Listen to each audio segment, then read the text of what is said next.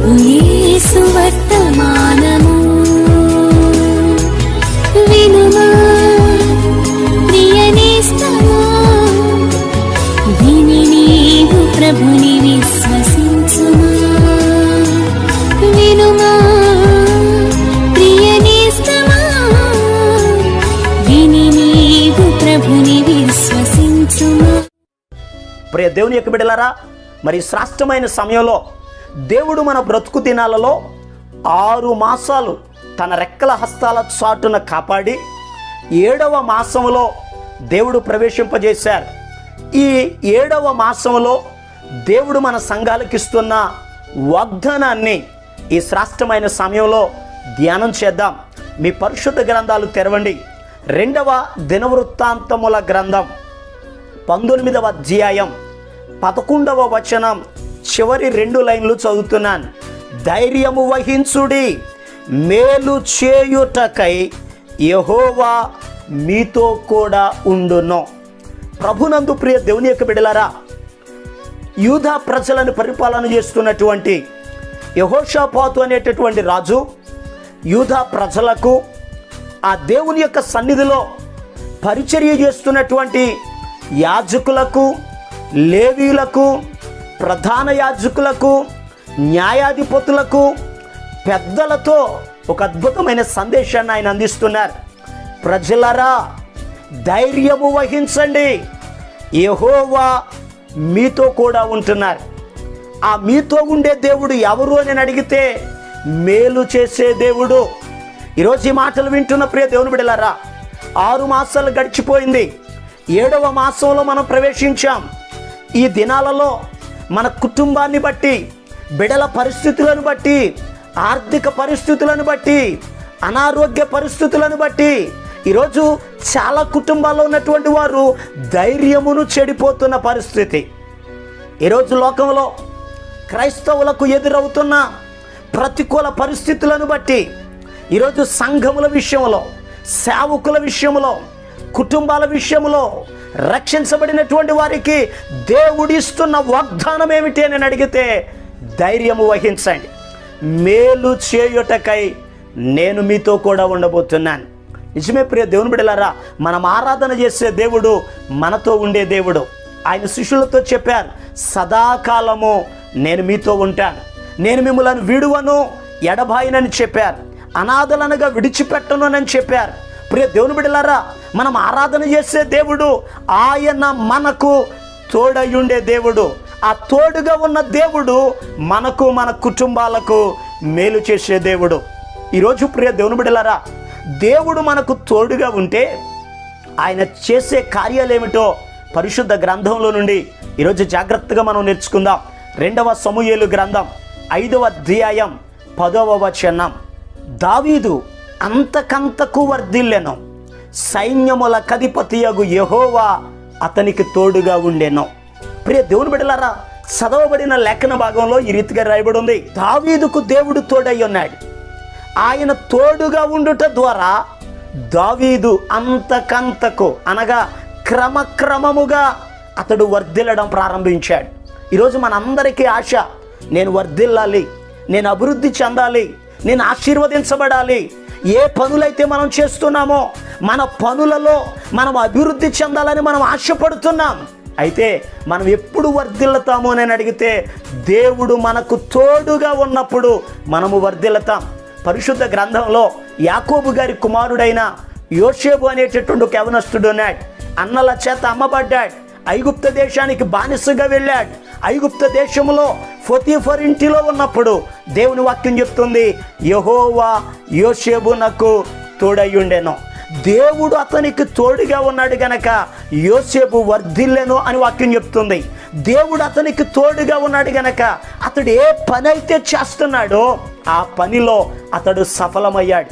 ఈరోజు ఈ మాటలు వింటున్న ప్రియ దేవుని బిడ్డలారా, మనం సఫలం అవ్వాలి అని అన్నా, మనం వర్ధిల్లాలి అని అన్నా, మనం చేసే ప్రతి పని ఆశీర్వాదకరంగా ఉండాలి అని అంటే దేవుడు మనకు తోడై ఉండాలి. ఏ కుటుంబానికైతే దేవుడు తోడుగా ఉంటారో, ఏ వ్యక్తికైతే దేవుడు తోడుగా ఉంటారో ఆ కుటుంబం ఆశీర్వదించబడుతుంది, ఆ కుటుంబం వర్ధిల్లుతుంది. పరిశుద్ధ గ్రంథంలో ఇస్సాకు అనబడిన ఒక దైవజనుడు ఉన్నాడు. కరువు వచ్చిన సమయంలో తానున్న ప్రదేశంలో నుండి వేరొక ప్రాంతానికి బయలుదేరి వెళుతూ ఉన్నాడు. ఆ సమయంలో దేవుడు చెప్పారు, ఇస్సాకు, ఈ ప్రాంతాన్ని విడిచిపెట్టొద్దు, ఇదే ప్రాంతంలో ఉండు, నేను నీకు తోడై ఉంటాను అని చెప్పారు. ఇస్సాకు దేవుని మాటలను విన్నారు, అదే ప్రాంతంలో ఉన్నారు. వాక్యంలో రాయబడి ఉంది, ఆ సంవత్సరము విత్తనము వేసి ఇస్సాకు 100 ఫలమును పొందాను అని వాక్యం చెప్తుంది. ఆ సంవత్సరం అనగా కరువు వచ్చిన సంవత్సరం. ఎందుకనగా దేవుడు ఉండమన్న స్థలములో, ఆ స్థలములో ఎక్కడ కరువు వచ్చిందో, ఎక్కడ ఇబ్బంది కలిగిందో, ఎక్కడ ప్రతికూల పరిస్థితులు ఎదురయ్యాయో, ఎక్కడ బ్రతకలేను అని అనుకున్నారో, ఆ స్థలములో దేవుడు తోడుగా ఉండుట ద్వారా ఇస్సాకు క్రమక్రమముగా వర్ధిల్లెనని వాక్యంలో రాయబడి ఉంది. ఈరోజు ప్రియ దేవుని బిడ్డలారా, నీ పరిస్థితిని చూచి, నీ బిడ్డల పరిస్థితులను చూచి, నువ్వే స్థలంలో ఉన్నావో, ఎక్కడ పని చేస్తున్నావో, ఒకవేళ ఇబ్బంది పడుతున్నావేమో, నా జీవితం ఇంతే, ఇక అప్పులు తీరవో, నేను వర్ధిల్లలేను, స్థలం కొనుక్కోలేను, గృహం కట్టుకోలేను, నా జీవితం ఇంతేనని నిరుత్సాహపడుతున్నావేమో, ఈ 7వ మాసంలో దేవుడు నీకు ఒక వాగ్దానం ఇస్తున్నారు, నేను నీకు తోడయ్యుండి నిన్ను వర్ధిల్ల చేస్తానని. ఈ 7వ నెలలో మనం ప్రార్థన చేద్దాం, ప్రభువా నువ్వు మాకు తోడుగా ఉండయ్యా, నువ్వు మాకు తోడుగా ఉంటే ఆయన మనలను వర్ధిల్ల చేస్తాడు. ఇక 2వ మాట పరిశుద్ధ గ్రంథంలో నుండి 2వ రాజుల గ్రంథం 18వ అధ్యాయం 7వ వచనాన్ని మనం చదివితే అక్కడ ఈ రీతిగా రాయబడి ఉంది, యెహోవా అతనికి తోడుగా ఉండెను, తాను వెళ్ళిన చోట నెల్ల అతడు జయము పొందెను. ప్రియ దేవుని యొక్క బిడ్డలారా, ఈ 2వ రాజుల గ్రంథం 18వ అధ్యాయంలో యూదా దేశాన్ని పరిపాలిస్తున్న హిజ్కియా అనేటటువంటి రాజు కనబడుతున్నాడు. ఈ హిజ్కియా అనేటటువంటి రాజు తాను వెళ్ళిన ప్రతి చోట, ఏ పని మీద వెళుతున్నాడో, ఏ శత్రువు మీద యుద్ధం చేయడానికి వెళుతున్నాడో, అతడు వెళ్ళినప్పుడట దేవుడు అతనికి తోడుగా ఉన్నాడు గనక ప్రతి చోట జయమును పొందుకున్నాడు.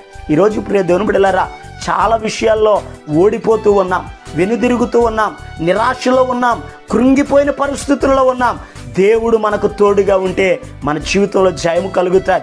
ఆయనకు అసాధ్యమైనది ఈ లోకంలో ఏదీ లేదు. ఎందుకనగా దేవుని వాక్యంలో రాయబడి ఉంది, ఇశ్రాయేలీలు ఐగుప్తు దేశం నుండి కనాను వెళుతున్నటువంటి సమయంలో యోర్దాను దగ్గరకు వచ్చినప్పుడు ఇశ్రాయేలీలు అనుకుంటున్నారు, మనకి అసాధ్యం, యోర్దాను దాటలేం, యోర్దాను గట్ల మీదగా పొర్లి పారుతున్న దినాలవి. అటువంటి నిరాశ సమయంలో దేవుడు యెహోషువతో చెప్తున్నారు, యెహోషువా ప్రజలను సిద్ధపడమని చెప్పు, పరిశుద్ధులుగా ఉండమని చెప్పు, నేను మీ మధ్యలోనికి వస్తున్నాను అని చెప్పారు. అందుకే యెహోషువ అంటారు, రేపు యెహోవా మన మధ్యలోనికి రాబోతున్నాడు, మీరు పరిశుద్ధంగా జీవించండి, మీ మధ్య అద్భుత కార్యాలు జరగబోతున్నాయి, అసాధ్యమైన కార్యాలు సాధ్యపరిచే దేవుడు మనతో ఉండబోతున్నాడు. ప్రియ దేవుని బిడ్డలారా, దేవుడు మనతో ఉంటే మనకు జయము కలిగిద్ది. ఈ 7వ నెలలో దేవుడు మీతో ఉండి ఆయన మిమ్ములను వర్ధిల్ల చేయునుగాక. ఆయన మీతో ఉండి మీరు వెళ్ళిన ప్రతి చోట, మీరు చేసే ప్రతి పనిలో, అది వ్యాపారమా, అది వ్యవసాయమా, అది ఉద్యోగమా, అది చెరువులా, నువ్వే పని అయితే చేస్తున్నావో ఆ పనిలో దేవుడు నీకు జయమును కలుగ చేయునుగాక. అలా ప్రభు మీ జీవితంలో అద్భుతాలు చేయనట్లుగా మీ కొరకు నేను ప్రార్థన చేస్తాను. తల వంచండి, కళ్ళు మూసుకోనండి, ప్రార్థనలు ఏకీభవించండి. మహాపరిశుద్ధుడును ప్రేమ కలిగిన మా పరమ తండ్రి, నీకు వందనాలయ్యా. నీ ప్రియ బిడ్డల కొరకు ప్రార్థన చేస్తున్నాను.